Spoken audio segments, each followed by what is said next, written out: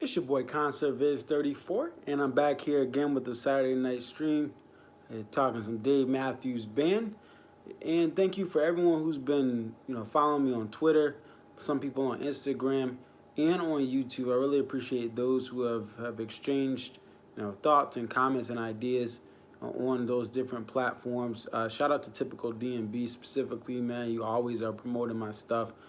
John Dix always sharing my streams. Patrick Brewer always finding your way on here. Been a great week here in Hartford. Personally, we have the NCAA first and second rounds going on, and this is a big weekend to be in Hartford, Connecticut, because we haven't had this since 1998. So a lot of my week has been eh, anticipating the games I went to Thursday, and then actually making a video about that. But y'all can check that out on my YouTube channel. Some of my reaction to an issue with lines and getting people in and out of the sessions. But we're here to talk DMB. That's what we come to the Saturday night streams for. So we want to go over some of the shows and talk about some new shows that were added. Michigan, Patrick, congratulations. Guess what, Patrick? 2 years ago to the date, I was watching Michigan play Oregon in Kansas City, Missouri, because it came in my memories on Facebook. And obviously, very close game. And Michigan just lost at the end. But that was a fun weekend when going out there for the Sweet 16. But congratulations to the Wolverines who are going to be heading on to the Sweet 16 there. I want to talk about some of these shows in Europe and Talking Tunes. I hope you're having a good weekend checking in. You're at Humphreys talking to. Have fun, man. I wish I could. I don't know if I'm going to be able to see them again because my Gorge trip is conflicting with a couple dates that are coming towards me. But have fun there, man. I love Humphreys, and really, while the artist I've seen the most is Dave Matthews Band. Humphreys McGee is a band that is not only affordable, but they're amazing to listen to, and I got into them because of my friend in college, and my friend in college who got me into DMB got me into Humphreys, and I've been going really on my own. He had got me to my first show, but I've been going at least to one show a year. It's tough being a DMB fan, having a limited budget to go to everything. Cleveland Masonic Auditorium. Yep, I'll check it out. But the thing is, if they anytime they come, I go to the show once a year now. It's been like that for about 3 years now, and sometimes I've been twice. Okay, so Big Something opened up. Okay, I haven't heard of them. But yeah, I went to the show in New Haven, Connecticut earlier this year, and finally got Higgins for that show. So I was excited. But yeah, I'll have to look at your page later. Talking Tunes, thank you for checking in. And thank you again, Talking Tunes, for sharing your opinions, things like that throughout these videos. You always have great insight.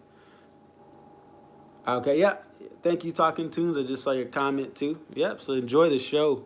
Enjoy Jake the Wizard and Humphreys. And getting back to DMB, we're going to look over some of these shows here, starting with Copenhagen, Denmark.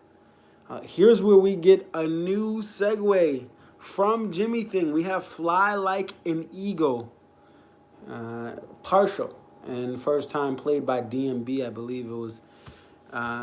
Let's see, we go to back 4/15/2017. So that was, let's see.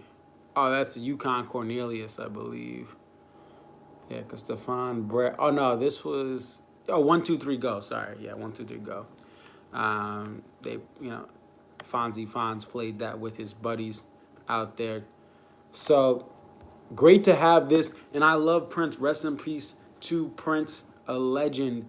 But the Sexy MF just, it was cool the first 2 times. After that, it's nice to see that they're doing something else. Hopefully, if the band is going to play Jimmy Thing, hey, maybe every year you put in a new, or every 2 years, you put in a different song to segue into in the same key that you have Jimmy Thing in. So really cool thing to see that.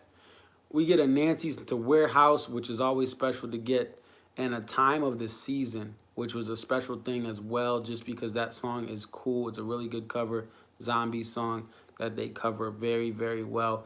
I love the organ, and I love that Buddy brings that energy for Time of the Season. And we're gonna see throughout this shows we go over. There's four new 5, 6, 7, 8. The 5, 6, 7, and 8 playings of Bayou, Louisiana Bayou are here, and another song that Buddy adds some energy to. It's Better Stand Up. We get four new stand ups coming from this show in Denmark to where we are today in Germany, Berlin. So four new of each of those for these upcoming shows that we're going to be talking about. From 17 to 23, and that's really the rest of the shows for this week. They played both of them in those, and I just love what Buddy brings for that. All right, so we go from Copenhagen to Stockholm, Sweden, and that's on the 19th. So St. Patrick's Day was Denmark, the 19th is Sweden. We get Fly Like an Eagle again, and we get a Watchtower reap. We get a Watchtower repeat. So you get the same closer, Watchtower, back-to-back shows. And, when you're in a European tour, this is going to be a song that a lot of Europeans that love rock, that love jam bands are going to know. So it doesn't hurt to play that again. You're playing for an audience that's not, they're big fans, but they don't get to see them as much. It's not as many of them. I highly doubt there's Setlist watching like we are here in the States because they just are excited to have the band there. That's how I feel like. There's a band called Bastille, and now they play the same set pretty much every night. But sometimes they come to the States every now and then. But if I can catch them on their next tour, I've been meaning to catch them for a couple of tours. I just be happy to get what they get. They do a lot of festivals too, but I don't care if they don't bring out a certain deep cut because I just want to hear that band and obviously more pop genre anyway. But still, like if certain bands that don't come around much, I'm happy just to get what I get. Elton John had not been to and that's different. He's a legend. Every song's a hit that he's playing. He has so many hits. But Elton John comes to Hartford for his final show, and I was just like, hey, just play stuff. Play Elton. You can play Burn Down the Mission, play Indian Sons. I don't care. Just play what you got to play. I'm not going to be picky. So, I'm not going to make too much of a fuss about that because, again, with the audience of Europe, there are two Watchtowers. Not my favorite thing to close out, but it is epic. Don't get me wrong. It's epic, but not my favorite song, not one of my top songs for the band to close out just because I like when they close out with DMB. That's just my opinion, but that's how I feel. So that's why I'm sharing it with you guys. So I do think that when I saw it in Mohegan Sun Arena for the fall tour, it was very, very well played. But, again, amazing song. Love the Bob Dylan version. I love what DMB does to it. I love the Hendrix version as well. But, it is what it is. So then we get on to Oslo, Norway, where the Nobel Peace Prize is held. It's given out. And I learned that fact when I was a kid, and I felt cool. I think it was from, Who Wants to Be a Millionaire? And Oslo, Norway, we have some tour debuts. We have Cornbread. I'm not a huge fan of Cornbread. I like the energy it brings to the show.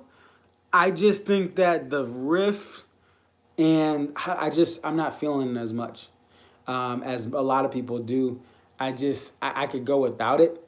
And I think a lot of it's because I think the riff, it has energy, but it just keeps repeating, and even the little bridge and all that, it just,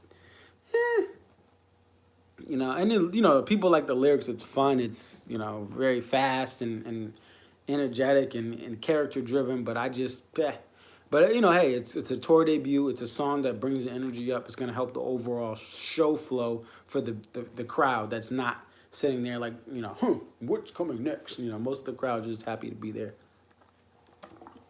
Other thing here, we have So Right. Loved So Right. I would love to see it continue to keep going through for this summer tour that the band will do. We have a pretty cool we have a pretty cool run. Crush, Seek Up to So Right. I think that's a good thing. Some people don't like Crush. They think that's another song that people kind of go to get beer. But I love it. I mean, not everyone. I've heard certain people, and I think it's people who have been hearing it since '98 that are like, all right. But I love that. I love that song. And we get a what would you say opener? First time it's opened since 7/23/16. So it's a couple years now. They have what would you say opener, and so much to say follows it next. And I like how so much to say sounds. And with this current iteration of the band, heard it at Mohegan Sun, and Carter kind of funks up and spruces up some of the drum playing at the end that I don't think I've heard before with the band. Maybe I just wasn't as attentive, but he kind of does a couple little cool snare drum hits and stuff. So pretty cool. Another unique thing, it's Crash Into Me, but it's a encore night one spot. E1 spot goes to Crash Into Me. Pretty cool to get it and to start off the E1 spot. And song placement to me is another thing that is highly underrated. When Gray Street was played last year at the beginning of shows, very cool. Like not beginning, but a couple songs in. Pretty cool instead of having it at the predictable closer spot. We get Fly Like an Eagle again. Oh, sorry guys. It's been a long weekend, but fun. A lot of late nights, and some of it my fault, binge watching Game of Thrones. But anyway, we get Here or Now again, and we'll talk about it in a moment. Buy You again, you get Stand Up again, and pretty cool set there for Oslo, Norway. We go to March 22nd. That was yesterday, and we get Some Devil Encore Night one spot. Very cool. Very cool to get that E1. And I know it's something that's played a lot in Encore, but I just love the reverb of Dave's baritone and him doing it solo. And you can hear Dave. I love Some Devil in that E1 spot. Ants closes it out. Sounds great. With the band sounds great doing Ants. We get another Time of the Season, which is cool, the 3 of 3.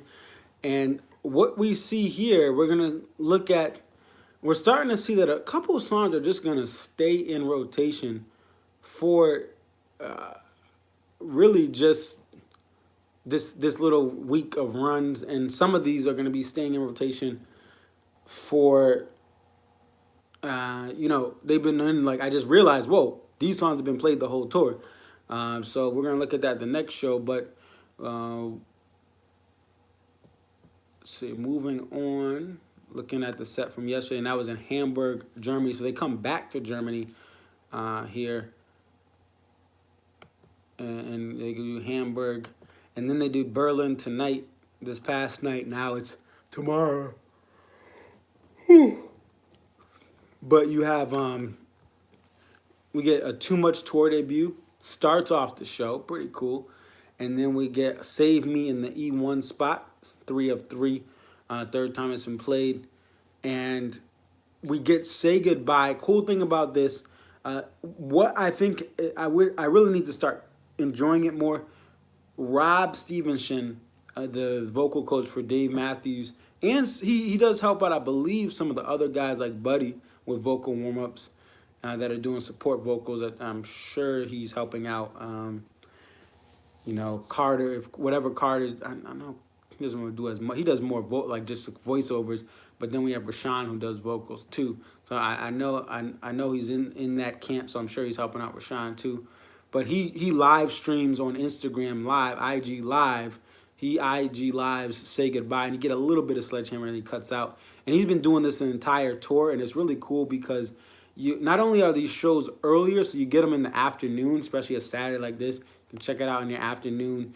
And you also get these, they're available for 24 hours on Instagram Live. So you get to kind of have a really nice view from Rab. Now, there's been so many great people streaming. Shout out to you guys who have streamed from your phones at the shows. But what this does is it gives you really rabs right at the soundboard. He's gonna have a good connection. He probably even has a Wi-Fi password or a hookup. So you're getting a very good for a cell phone. You're getting a very good quality recording, a feel of what it's like. You're not there, but it feels like the closest there you can be outside of a high definition live stream, or a very good quality live stream, which DMB does not do that often. So pretty cool to get Say Goodbye. I love Jeff on flute, and I love Jeff on soprano sax. So Lying in the Hands of God being in this tour is something I like. And then I also like that Say Goodbye, you get that flute playing Jeff. And very impressive. I am a woodwind player. Believe it or not, I haven't played in probably a decade, but I played all through elementary school, middle school, high school, honors band, and into high school. And my uncle is a woodwind magician. He went to Boston Conservatory. The flute is totally different than the saxophone, the saxophones and the clarinets and the other reed-based instruments. It's very impressive that Jeff can play the woodwind flute like he plays the saxes. It's a totally different skill set. It's different keys, so you have to transpose stuff to that instrument. And being someone who grew up playing woodwinds, playing it in high school at a very high level, until I was like, hey, I need to learn guitar so I can get some girls. Studying, being a musician who was trained privately for a little bit in high school, and then through my uncle helping me out, and then through grade school, I just respect that's not easy to do. It's not easy. Roy did it, and that's impressive. But there's not many people that can do that. R.I.P. to Kofi. John Dix, yeah, I love Some Devil and Save Me. And we're going to talk about Save Me next, because that's the E1 spot of this Berlin show. I love Save Me. The thing with me is, you'll see this, I love the funky stuff. I love the bluesy stuff. I love the jammy stuff. I am a guy who loves all sorts of rock, prog rock. I mean, I've listened to everything. I've been through phases of Linkin Park, Disturbed, All American Rejects, Smash Mouth, like every type of rock you can think of. I was listening to it at some point in my life. Weezer, Blink-182, the Black Keys.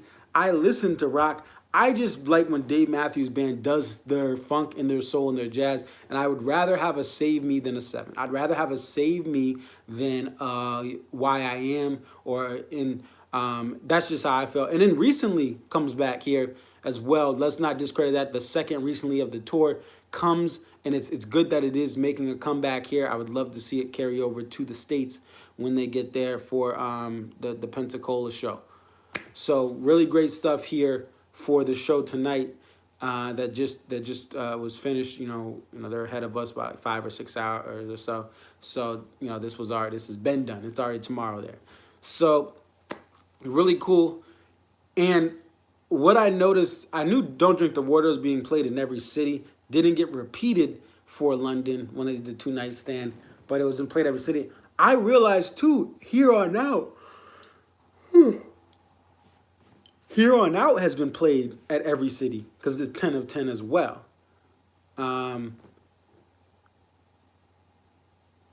Yes, Patrick, and I was going to bring that up later. Copper Pot did post the JTR. That was from a little while back. It wasn't last night. Well, Copper Pot posted it last night, but that was from earlier in the tour. And I talked about it last week because I saw a live stream of it, a replay of a live stream on Twitter, and very cool that Copper Pot put it up. Check it out, JTR, bartender. No, it was Big Eye Fish to JTR. Very cool little moment there for that show. SPAC 18. Oh yeah, right, John. Yeah, they did play a SPAC. So I can't really judge that because I was at SPAC and I was just going nuts. Right, sound well, yeah. And even, yeah, so they busted it out. They busted it out for SPAC 2018, and it had been a while since they had played it. And they only played on the East Coast. They haven't played JTR in the Pacific time zone or Mountain time zone, I think, in like over a decade. If you look at I looked up the stats in one of my shows or streams last year, but they only play it at certain spots. And even when you go to the little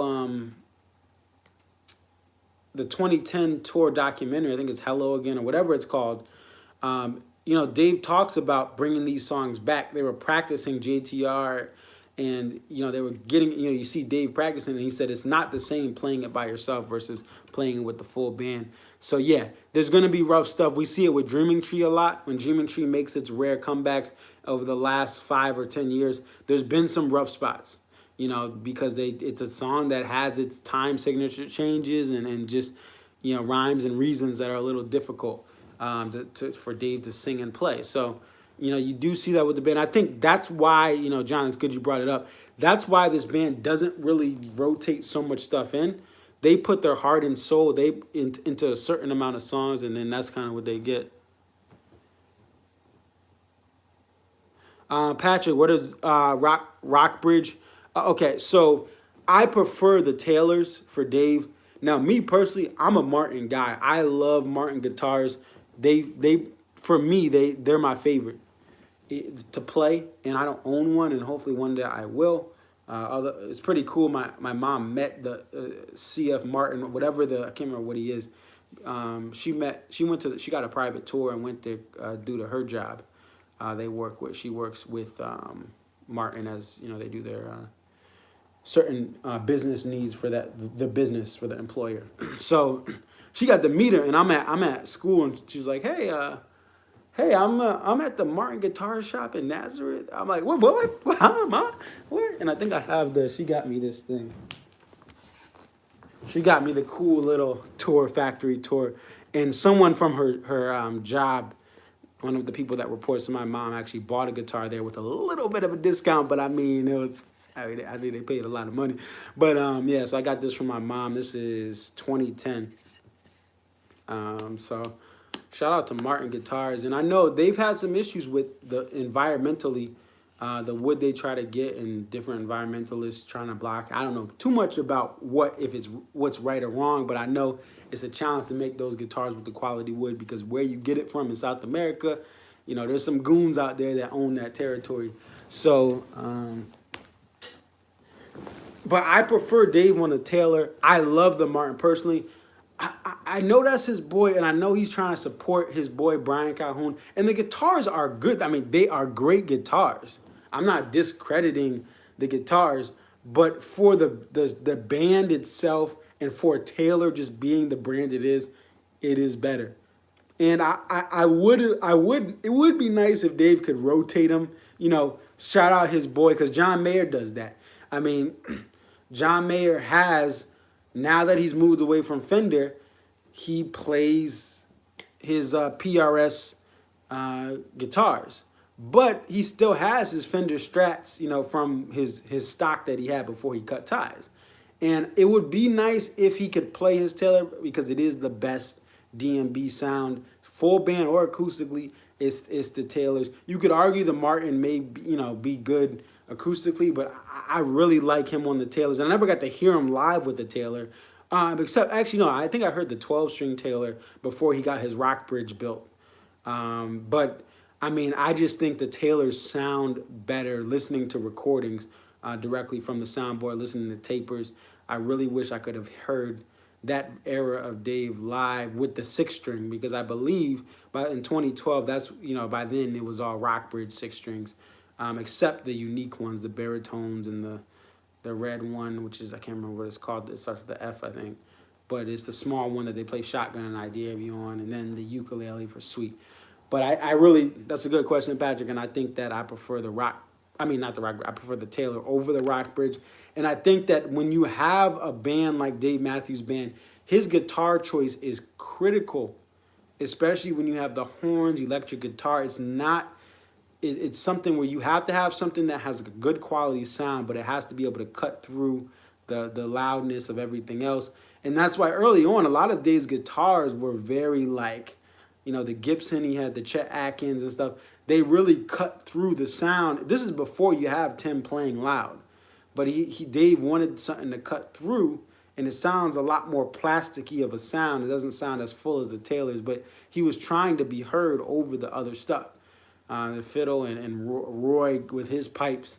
So I think that once he got to the Taylor, that was the prime sound for DMB, for Dave's guitar. Um, all right, and then we'll get to some questions in a moment. If you guys, Patrick, if you have more, John, anyone else. What I want to talk about now is Woodstock, Kaboo, and the Chase Center. So first, no Woodstock guys, relax. I know it's not people in here, but there's a lot of fans. Maybe you are, and that's your opinion, whatever. But so many fans are like, oh, they don't have DMB at Woodstock. First of all, the band is not as relevant as it used to be, and that's not a knock on the band. There are certain bands that have followings that just aren't relevant in the mainstream. When you have a mainstream festival, they're not relevant. Pearl Jam is a great example of this. If you go to Pearl Jam shows, you know they sell out baseball parks. If you are 20 years old and you go to all sorts of concerts and you go to iHeartRadio Fest and Lollapalooza and you go to Coachella, you're not going to see Pearl Jam.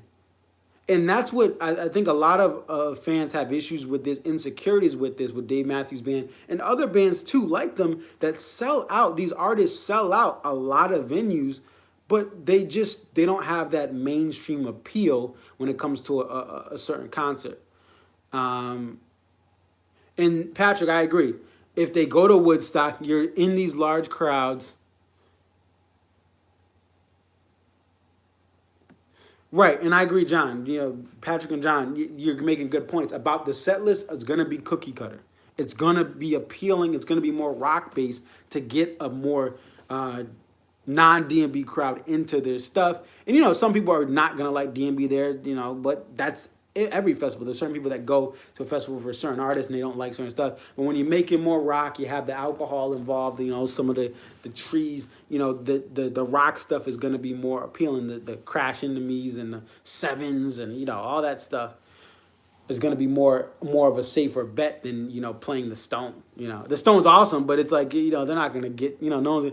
Lying in the Hands of God is not really a festival song. It's something you have to be appreciative of, the jazz and just the darkness of it. So, but yeah, I don't get, people want to be justified. They're growing older. You're not 21 anymore. You're 41. And you've been following this band for a long time, and we need to be justified by the Grammys and by this festival and that festival. And why isn't Dave playing here? Why isn't he playing there? Like, no, the band doesn't have that relevance that they had in '99. I mean, DMB was a DMB show in Hartford, Connecticut, where I live, where the Wailers had left. That was one of the biggest shows of the concert season, if not the biggest show, or shows plural, because they played 3 shows in '99 in Hartford. This is the same year as Woodstock. The band was very, very relevant. Their fan base was young and into their late teens, mid 20s, some late 20s. So it was different. Now they just kind of faded out. Look at the album sales. Okay, they sold all you had to do, you buy a ticket, you redeem a download code, and you got a free CD. You buy $20 worth of merchandise during the holidays, they give you a free CD. You read your email from the warehouse, and they sent you a Come Tomorrow CD. Like, they were just giving these joints away, like Oprah gave away cars. So the album still didn't really get the sales of a J. Cole, of a Ariana Grande, or of these other artists that are more relevant for this time, a Drake. They weren't even close. And this band has much more platinum and much more Grammys than a lot of these artists. But there's just in 2019, 2018, they don't have that, but they don't have the mainstream juice like they used to. So I just don't know why people don't want them. And John, interesting point. They're playing a lot more festivals than they normally do. Yeah, Oprah gave away a car. You get a CD. You get to Come Tomorrow. You get to Come Tomorrow. Like, that's all they were doing. But the festival bread is really good. And I think what they're doing is, they're trying to, they're taking on a lot of festivals. When you play a festival, everything's pretty much set up for you. You just plug in, you bring certain equipment on, but it's an easier gig in some instances because you get on, you don't have to do your headliner's set of 2.5 hours. Maybe they just do an hour 45. Maybe they do sometimes they're going to still play just as long, but it's going to be a play in your sleep type show. Maybe you have a guest, that's it. But you're playing in your sleep, you're playing your hits, you're playing the new album stuff that you want to promote. Hey, we got this album, come tomorrow, come check it out. And maybe some people will stream it. after they see this, and maybe you pick up a couple of fans, and that's really that's the wave. And believe it or not, people are still, when an artist goes to a festival, people are gonna check out, oh, Dave Matthews Band, let me check him out. Like, remember, I didn't go to my first show until 2012. I'm 28 years old. I was 7 and 8 when the band was really in their heyday in 97, 98. You know, in 2000, I was 10. You know, everyone's at Giant Stadium. I'm getting ready for to go into middle school. Mm-hmm. You know what I'm saying? Oh, that was '01 actually, 2001. You know, 99 when I'm watching Ted Williams and Pedro Martinez at the MLB All-Star game. I'm not going to DMB shows. So these festivals do help just get a little buzz and attention to the band, but they don't have the juice to be at every festival. And now what we're going to talk about is the Kaboo Festival. It's in Del Mar, California, in the San Diego area. Now, a couple of things I want to bring up. Fonz had kind of alluded to it and talked about, hey, Southern California, we got you, fam. We got you, after everyone complained and whined. So you got your show. Stop crying, Southern California people. You have perfect weather, beautiful men and women on the beaches. You have, no snow. You have earthquakes and stuff. You get mudslides when it rains. It is what it is, but beautiful weather. You get 99% of the artists that tour pretty much come through LA. I mean, LA does not have, they're running out of venues. They could build another venue and still not have enough places for live shows. I mean, the LA Forum is older. It's older than, it's just old, okay? It's old. And they're using that for UFC, and they're using that for different multi-purpose events, concerts, and other events, other like boxing stuff, I'm sure. But they're using the Forum because the Staples Center is booked every day. Like, it's booked all day, every day. And they have, Anaheim has the Honda Center, and that's a little ways away in Southern California, but they still, they don't have enough venues. Greek Theater, Hollywood Bowl, they don't have enough venues. So, I mean, you're not going to always get a DMB there, but shut up, guys. You got your show. Stop whining. Stop woe is me. You could have flew out to Sacramento, and we're going to talk about a San Francisco show in a second, but they get that. Now, here's a concern. This is going to be this may impact both Arizona, the Phoenix show, and it may impact this festival, even though it's a festival. They have to go from Phoenix, Arizona to Del Mar overnight. They're going to play a late set. Now, they do back-to-backs all the time. They do Hartford and Mansfield in the same weekend. But I think that the big thing is when you have a Saturday and then, when you have a Phoenix show and then Dave has to sing the next day, will they kind of wrap up the Phoenix show quicker? Will they kind of not have as much energy at the end to save it for the festival the next day? And also, will the festival, will the Phoenix show be pretty lit, and then the festival is just like a walk in your sleep thing? You collect the bag, you play the main. It's going to be mainstream hits anyway, but is it even going to be more like just cookie cutter? Is it going to be a shorter show because they're doing back-to-back nights? These things matter. I remember going to SPAC and last year for the first DMB weekend I've been there, SPAC Night 2, and they had that festival in Canada the next day, and they didn't do a double encore. Now, we had two-step, we had an amazing show, but they have been doing double encores here and there for so many shows at SPAC, and they didn't do it. They still did number 40, but Dave was sitting down at the end, and then, the next night, it was that show was almost like the best of SPAC.